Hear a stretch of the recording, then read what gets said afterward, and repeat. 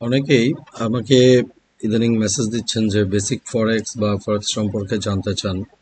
আসলে যারা একদম নতুন বেসিক জানতে চাচ্ছেন তাদের জন্য এই ভিডিওগুলো করা। একটা ব্যাপার হচ্ছে, ফরেক্স হচ্ছে ইনভেস্টমেন্ট বিজনেস। এই বিজনেসে আপনি ইনভেস্টমেন্টের উপরেই আপনাকে একটা নির্দিষ্ট হারে লাভ বা লস, রিস্ক ম্যানেজমেন্ট করে ব্যবসা করতে হয়। ফরেক্স হচ্ছে মূলত তাদের জন্য যাদের কাছে ইনভেস্ট করার মতো বাড়তি অর্থ আছে, এই অর্থকে কাজে লাগিয়ে একটা বাড়তি ইনকাম করতে চায় তাদের জন্য। একটা সময় গিয়ে অনেকেই বড় ইনভেস্টমেন্টের মাধ্যমে প্রফেশনালি এই ব্যবসার সাথে থাকে। তবে শুরুর দিকে আমি বলবো যাদের কাছে ইনভেস্ট করার মতো অবস্থান নাই এবং যারা একদম বেকার টাইপের, যাদের মনে হয় যে এটা ফ্রিল্যান্সিং কাজ শিখে ইনকাম করা যাবে, আসলে এরকম কিছু না। এটা টোটালি ইনভেস্টমেন্টের উপর। আর ইনভেস্টমেন্টটা কেমন আমি যদি বলি, সেটা হচ্ছে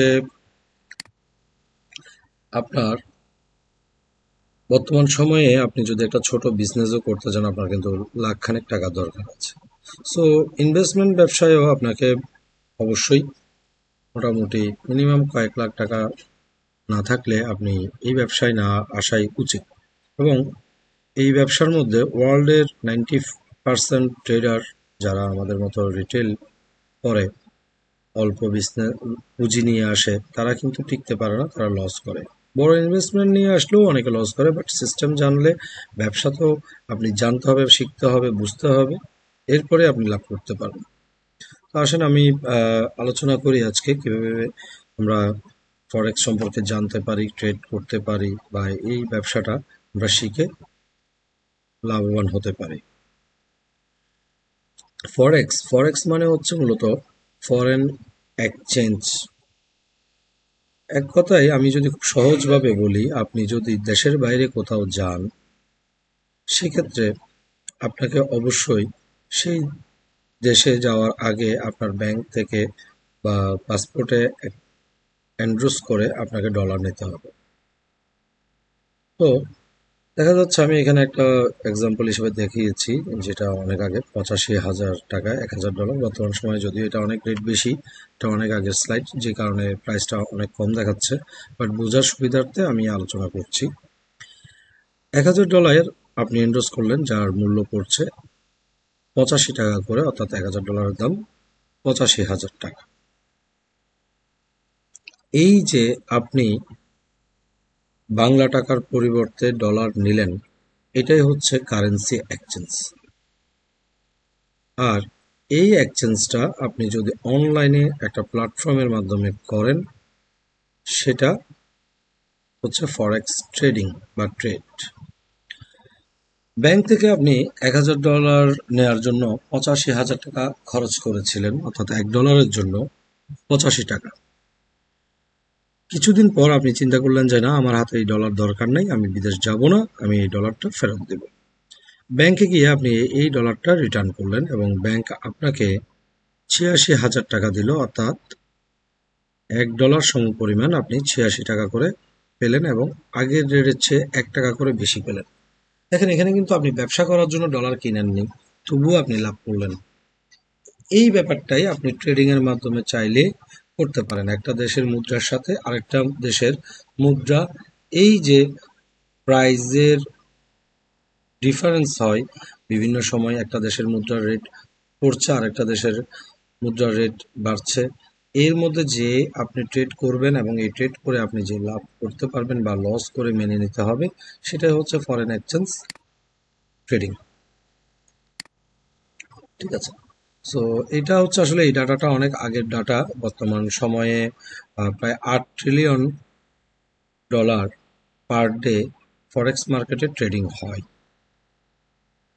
এবং বিশ্বের সবচেয়ে বড় stock exchange NYSE, new York stock এক্সচেঞ্জের চেয়ে এটি প্রায় 200 গুণেরও বেশি বড়। হুম।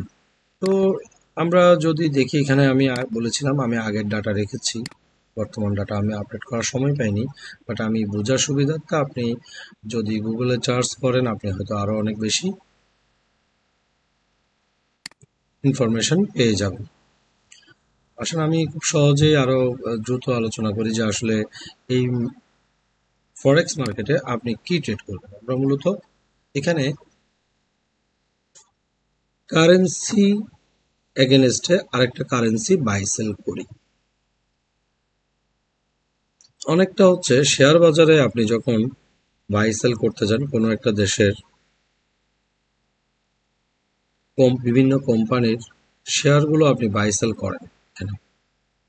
সেম ভাবে এখানে হচ্ছে একটি দেশের কারেন্সি দিয়ে আরেকটি দেশের কারেন্সি আপনি যখন কিনবেন বা সেল করবেন সেটাকেই বলা হচ্ছে ফরেক্স ট্রেডিং, এবং এখানে আমরা এই কাজটাই করে থাকি। যেমন এখানে একটা এক্সাম্পল দেওয়া হয়েছে, জাপানি কারেন্সি আপনি ক্রয় যদি করতে চান সেটার এগেনস্টে হইতে পারে অন্য আরেকটি দেশের কারেন্সি, হতে পারে সেটা ডলারে। তো আপনি জাপানি ইয়েন দিয়ে ডলার কিনতে চাচ্ছেন অথবা ডলার দিয়ে জাপানি ইয়েন কিনতে চাচ্ছেন। এই যে কেনা বেচার আপনি একটা চিন্তা শক্তি আপনাকে করতে হচ্ছে, আপনি বাই করবেন নাকি সেল করবেন, জাপানি ইয়েন কিনবেন নাকি আমেরিকান ডলার কিনবেন, কোন দেশের মুদ্রার মান বাড়তে পারে এবং আপনি বাই করলে লাভবান হতে পারবেন। এখানে আপনি মূলত বিভিন্ন দেশের কারেন্সির সাথে অন্য আরেকটি কারেন্সির কেনা বেচা করবেন। এখানে অনেকগুলো কারেন্সির মধ্যে ফরেক্স মার্কেটে মেজর কারেন্সি বলা হয় এই কারেন্সিগুলোকে: USD, American dollar, euro, Japan yen, লন্ডনের পাউন্ড, সুইজারল্যান্ডের ফ্রাঙ্ক, কানাডার ডলার, অস্ট্রেলিয়ান ডলার এবং নিউজিল্যান্ড ডলার।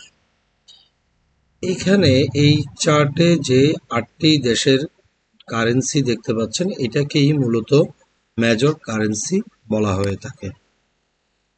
ঠিক আছে। সো আমরা আসলে কারেন্সির এখানে আপনি দেখবেন যে আমরা সিম্বলে দেশের নামের যে এই তিনটা মানে ওয়ার্ড আমরা ইউজ করেছি, যে তিনটা অক্ষর আমরা ব্যবহার করেছি, তিনটা অক্ষরে দেখা যাচ্ছে প্রথমটা হচ্ছে ইউএসডি। তো প্রথম দুইটা অক্ষর হচ্ছে মূলত ওই দেশের নাম এবং পরের যে অক্ষর থাকে সেটা হচ্ছে ওই দেশের মুদ্রার নাম। যেমন বিডিটি, বাংলাদেশ টাকা। ঠিক আছে। তো আমি প্রথম পার্টটা এখানেই শেষ করলাম।